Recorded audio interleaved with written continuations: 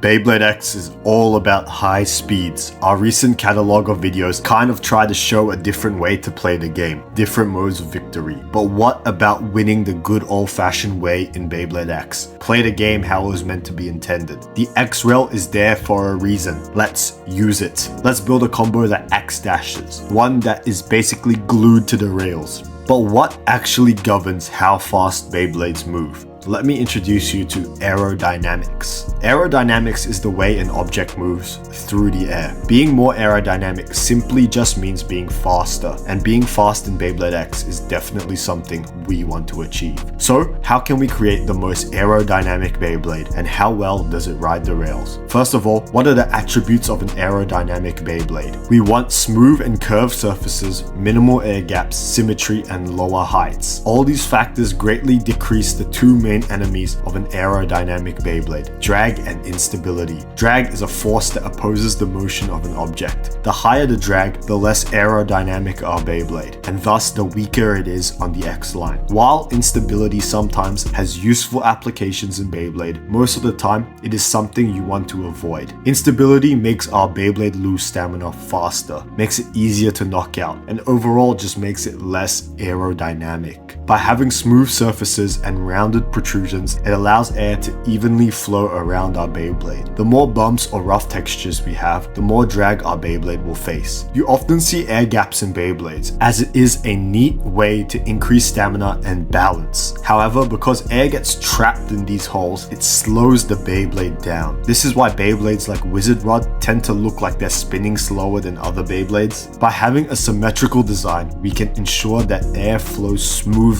and evenly, also preventing wobbling and instability. So with this criteria, what blade do we choose? Well, it's not so simple. There's tons of Beyblades which fit the criteria, so I had to run an experiment. I had to be really picky in my selection of the blades. There were some blades that I had to sadly disqualify due to not exactly fulfilling the criteria, but I managed to land on 8 blades: Talon Terror, Black Shell, Shelter Drake, Shinobi Shadow, Golem Rock, Hell's Hammer, Knife Shinobi, and Ghost Circle. Now, how do we test for aerodynamics? Well, since basically all Beyblade X blades have 3D models online, I could have put it through some software to analyze the aerodynamics of it, but there's an issue. These softwares cost a lot, and I don't have that kind of money. I'm a blader. I want to spend my money on Storm Pegasus. There's also some aerodynamics formulas, but I don't know how I am obtaining some of these variables. So, how can I test the aerodynamics of these blades? Then it came to me, the most janky, low-cost, scientifically questionable method. If aerodynamics is how well something moves through the air, and an object being fast is a pointer to its superior aerodynamic design, what if I just drop the Beyblades from a certain point and choose whoever reached the bottom quicker? Well, I don't really have a choice because I don't want to buy software and I've got other commitments, which only gives me one option. And so I dropped the Beyblades from a certain point multiple times and averaged the times out, and here are the results.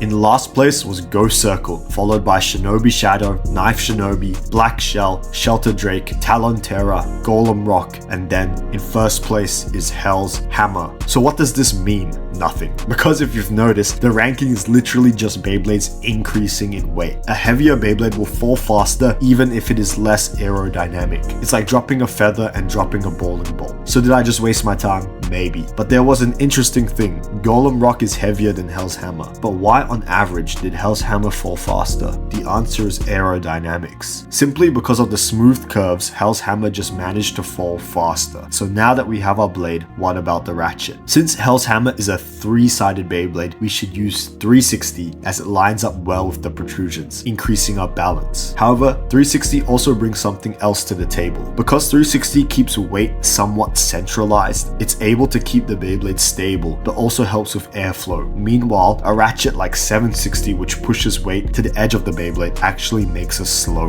down. With more points contacting the air resistance increases, which makes us less aerodynamic. So what about the bit? Remember what I said near the start. To be more aerodynamic, we need to be short. A shorter profile exposes less surface area to the air, reducing drag. With a lower center of gravity, it stays closer to the stadium floor, resisting wobble, lift, and tipping during a battle. This grounded design also minimizes airflow underneath, preventing turbulent pockets that waste energy and cause instability. So with this information, let's go with the shortest bit in the game, under flat. And here we have it, the most aerodynamic Beyblade, Hell's Hammer 360 under flat. First up, we've got to be testing it against Wizard Rod 160 Hexa. For a while, I've been seeing Hell's Hammer in action, getting knocked into the pocket itself, dropping in. Oh! What the hell was that? Great defense from Wizard Rod.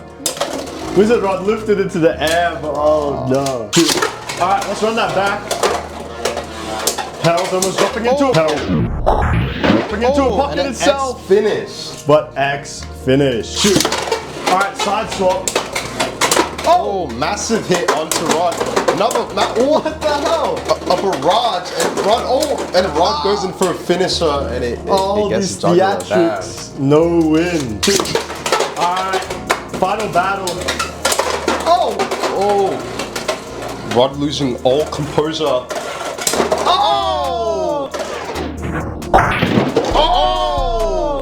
Massive over finish on its last breath. Keeping it up, we have Pegasus Blast Wheel 760 Hexa. Let's see how it does against pure mass. X finish. A bit lucky. Alright.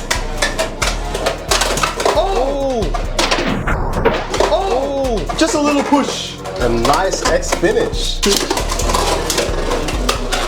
Alright, so far. What a burst. Okay, decapitation. So far, these battles have been wildly entertaining. This time it comes out with the burst. So much speed behind that attack. Next up, we're going with the attack types Phoenix Wing 360 Low Rush.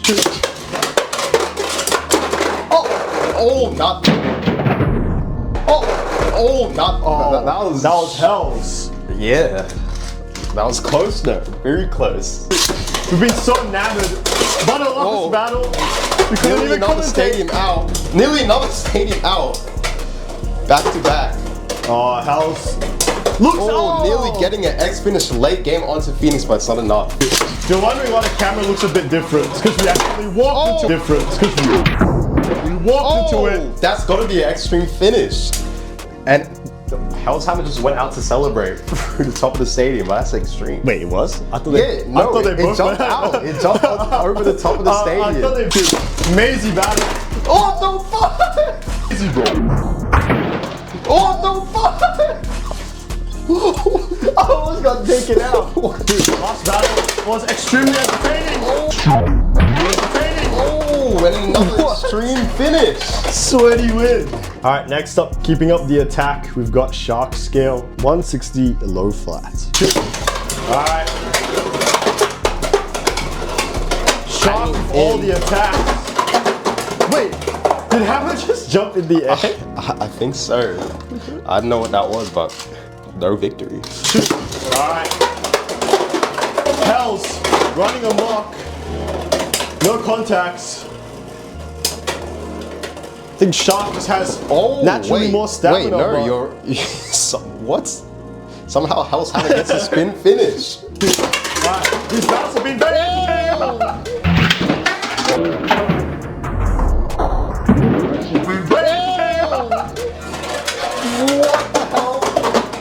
Unleashing a special move, airborne because it's aerodynamic. The most insane victory you'll ever see. Can it back up itself again? Gonna come. Wait, low key might get. Hell's with an onslaught. Might have done enough to get the spin finish like its first victory.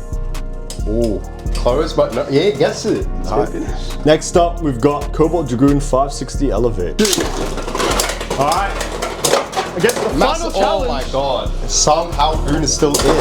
Yeah. It just had to win. It just had to. Alright. Alright. X finish. Alright, these battles have been very rough battles. very lucky. Another X finish. Shoot. Sorry. 2 X finishes in a row. Crazy. In a row. Crazy. Wait, it just sort of elevated. It just killed Dragoon. It slayed the dragon. Well, there you have it, the most aerodynamic Beyblade. This thing, while it may not have won, it was truly entertaining. If you enjoyed this video, make sure you like, comment, and subscribe. MBBC out.